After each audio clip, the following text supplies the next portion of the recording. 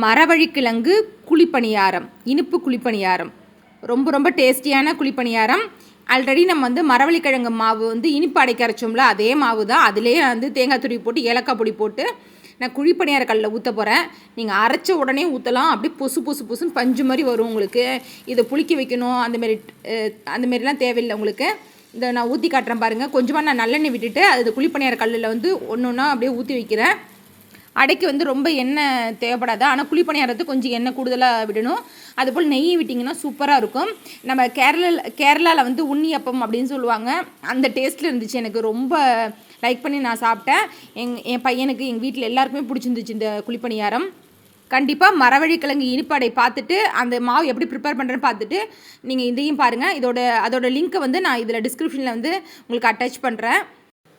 மாவை ஊற்றி வச்சுட்டு கொஞ்சமாக தேவைப்பட்டுச்சுன்னா எண்ணெய் விடுங்க. எண்ணெய் விட்டுட்டு நம்ம மூடி வச்சு வேக வைக்க வேண்டியதான்.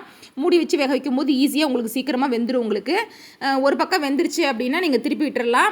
அதே மாதிரி தான் இனிப்படைக்கு சொன்ன மாதிரியே தான். இது வெல்லம்லாம் போட்டதுனால உங்களுக்கு சீக்கிரமாக செவந்துடும். அதனால் பார்த்து பொறுமையாக வேக வச்சு திருப்பி எடுத்துருங்க. எடுக்கிறதுக்கெலாம் ஒட்டே ஒட்டாதுங்க. இது சுத்தமாக ஒட்டே ஒட்டாது. அப்படியே அழகாக எடுக்க வருது. நீங்கள் திருப்பி விட்டுட்டு மறுபடியும் அதை அந்த சைடும் இன்னொரு பக்கமும் நல்லா வெந்ததுக்கப்புறம் நம்ம எடுக்க வேண்டியதான். அப்படியே மேலே மொறுன்னு உள்ள அப்படியே சாஃப்டாக செம டேஸ்டியாக இருந்துச்சு. குண்டு குண்டாக சூப்பராக இருந்துச்சு இந்த இனிப்பு பணியாரம். நம்ம அரிசி உளுந்தெல்லாம் அரைச்சி புளிக்க வச்சுலாம் செய்வோம். அதை விட இது சூப்பராக டேஸ்டியாக நல்லா இருந்துச்சுங்க.